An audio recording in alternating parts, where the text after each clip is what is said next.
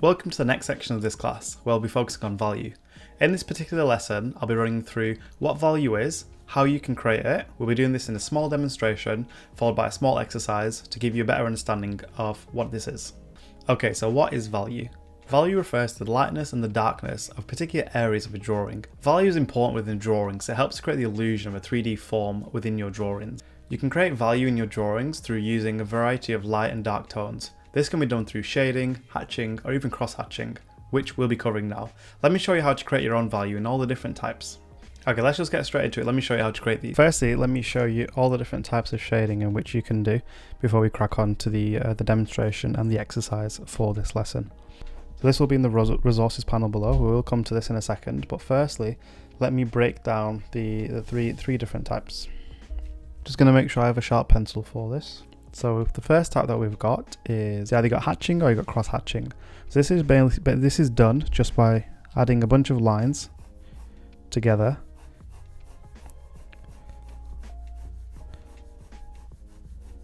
to create a shaded area. And you can alternate this just by, so the more it's spread out, the lighter the tone will be overall, and then the closer the lines are, the more darker the effect will be. So that's hatching.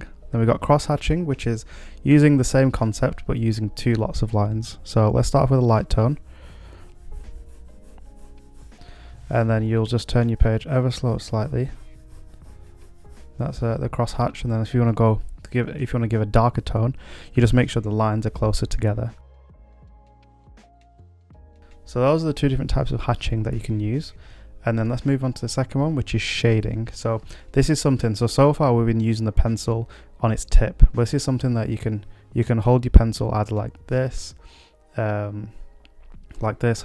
just tilting the side to give yourself a much bigger surface area to draw with, because you'll be drawing with the side of the pencil as opposed to the tip. So obviously, so this one's controlled by pressure. So if you press lightly on the paper, you'll get a much lighter shade, whereas if you press darker, you'll get a much darker shade. And then finally, you just got pattern. So this one you could do, you can just do a bunch of stuff. So you can do like little swirls. So the looser the swirls are, the lighter the overall tone will be. And then the closer the swirls are, obviously the darker the tone would be. Just as a quick note before we move on to the exercise, this is something that does take practice. I've been doing this for over a decade, hence why it may look easy the way I'm doing it, but getting used to the pressure and the distance between the lines, whether you're hatching or cross hatching, this is something that you get used to the more that you practice. Okay, let's just jump straight into the exercise now. Okay, so the task for this lesson is to fill out the boxes that I've included in the resources. As you can see here, we're going to be filling out the different values using the techniques that we've learned in this class. And then what we're going to be doing is I want you to use these and blend them all together and to make a gradient. A gradient basically is just a blend of all the different values. Instead of having the different steps, this is just a blend of all of them together. Again, this will get you used to controlling your pencil, whether it's the pressure or the distance between the lines too. The reason why I'm getting you to create a gradient too is that most images and drawings are comprised of gradients. This is what gives it the realistic effect. So learning how to create these yourself will be very beneficial. So what I'll be doing is I'll be going through the first one with you, and then the task will be for you to complete the rest. I'll meet you back here at the end once we've completed this. Okay, so for the exercise in this lesson, what we're going to be doing is we're going to be focusing on trying to create these values. So we've got dark all the way to light with just different grades. So what we're going to try and do is trying to imitate and repeat the values that you have here. So go from dark to light. So this is something that either you can draw the rectangles on your own piece of paper and then just refer back to it, or if you want, you can draw directly on here. The two main ones that I'll be focusing on will be hatching and shading, as those are the two that I most use when I'm creating drawings. So I'm going to start off with hatching first. So like we said, we want to go from dark to light. So I've only created 4 boxes because the last one is just white. So I start off. So like we said with hatching, you want the lines to be close together, so a lot more dense in order to create that darker value. Whereas the lighter ones, it's a lot more spaced out. So let's just get to it. So I'm going to do my darkest one, then my lightest one, and then I'm going to work inwards. So let's get to it. And whilst you're doing this, try your best to try to stay in the line, as this will become useful later on when we are trying to create our own sketches.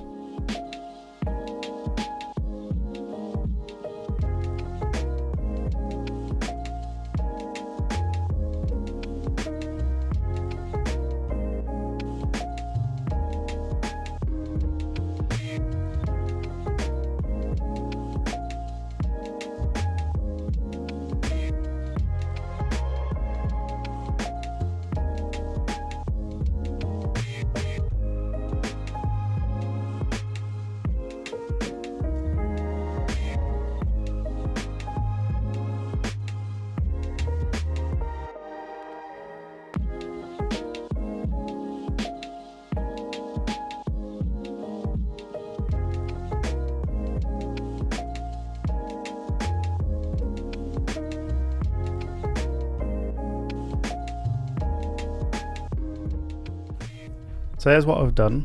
We've gone through and we've created 3 different types of values using hatching, cross hatching and shading, and we've created a range of values from dark to light. This is something that you'll use often whilst creating a drawing. So what we're going to do now is we're going to blend these together. So what I want you to do is to create a gradient. So gradient basically is just, instead of right now we've got solid and hard gaps between each value, we want to blend them into one smooth value. And we're going to again start off with we're going to put some brief lines in where it should transition. So we're going to start off with dark here and light. So let's start off. So here was just hatching. So we're going to do dark and close, and then as we get away from it, we're going to gradually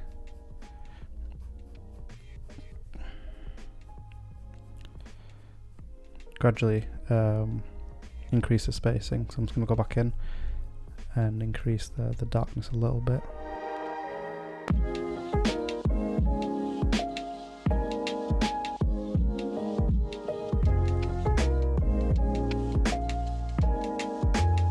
So I want you to go in, spend as much time as you want with this. If you do want to create multiple grids and practice this a little bit more, feel free to. But this again is another vital skill which we will be combining later on in the class.